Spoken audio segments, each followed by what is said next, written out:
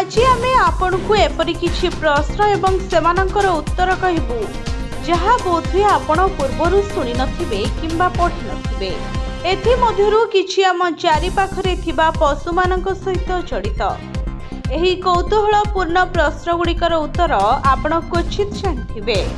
एहीपरि गोटे प्रश्न हेउछि एही पृथ्वी रे केउ प्राणी अछि जे जन्म परे तुरंत तार माँ को खाई दिए। साधारणतः माँ एवं पिलामानक मध्यरे एक भिन्न प्रेम रही थाए, सेमाने पशु हुअन्तु किंबा मनीष, हेले प्राणीटी समस्तଙ୍କ ठारू अलगा।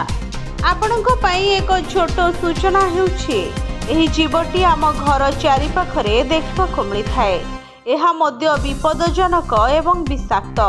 वर्तमान जदि आपण साप विषय रे चिंता करूछंती तेबे आ संपूर्ण भूल।